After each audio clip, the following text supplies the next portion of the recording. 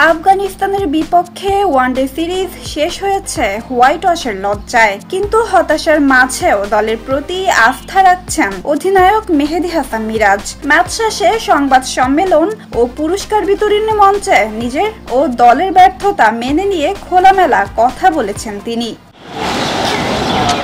3 ম্যাচেই হার, কিন্তু মুখে নয় হতাশা, বরং আত্মসমালোচনায় ব্যস্ত মেহেদী হাসান মিরাজ। পুরস্কার বিতরণী মঞ্চে তিনি স্বীকার করেন, সুযোগ পেয়েও কাজে লাগাতে পারেননি ব্যাটাররা। হ্যাঁ, এই সিরিজে ভালো খেলেনি, মেনে নিচ্ছি। সুযোগ ছিল, তবে কাজে লাগাতে পারিনি। সবাই এটা মেনে নিচ্ছে। কিছু ভালো ব্যাপার আছে বোলিং এ, চেষ্টা করছি আরো ব্যাটার করতে।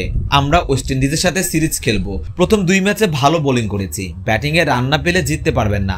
টপ অর্ডার, মিডল অর্ডার ব্যাটারদের আরো দায়িত্ব নিতে হবে। সামনে কিভাবে আরো ভালো করা যায়, আমরা সেসব নিয়েই ভাবছি। মিরাজের মতে ব্যর্থতা এড়িয়ে নয়, বরং সেটাকে বুঝে উঠে দাঁড়ানোই এখন সময়ের দাবি। দলের প্রধান দুর্বলতা হিসেবে তিনি দেখছেন ব্যাটিংয়ে অস্থিরতা। সবার আগে পুরো 50 ওভার খেলতে হবে। আমাদের পুরো 50 ওভার খেলতে হবে। অনেকদিন পর ওয়ানডে সিরিজ খেলছি আমরা। ছেলেরা ভাবছে কিভাবে আরো ভালো করা যায়। দলের এই ধারাবাহিক ব্যর্থতার পরও আত্মবিশ্বাস হারাচ্ছেন না মিরাজ। তার বিশ্বাস, বাংলাদেশ এখনো খারাপ দল নয়, শুধু ভুলগুলো বারবার পুনরাবৃত্তি হচ্ছে। আসলে আমরা এত খারাপ দলও না যতটা খারাপ খেলছি। এখানে যদি উন্নতি করতে না পারি আরো কঠিন হবে। ভুলগুলো যদি বারবার রিপিট করি তাহলে আরো কঠিন হবে আমাদের জন্য। তবে প্রশ্ন থেকে যায়, এত ব্যর্থতার পর কোচিং স্টাফদের ভূমিকা কি? মিরাজ বলেন, কাজ করছেন সবাই, কিন্তু ফলাফল সেভাবে আসছে না।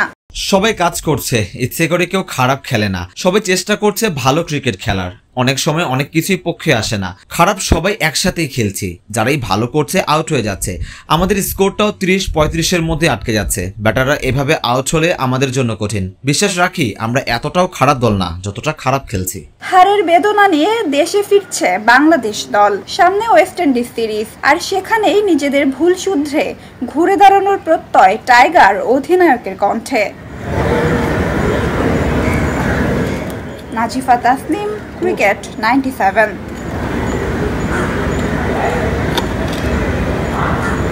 ওয়ালটন এখন দেশের সীমানা পেরিয়ে পৌঁছে গিয়েছে 50টিরও বেশি দেশে। ওয়ালটন, ঘরে ঘরে বিশ্বজুড়ে।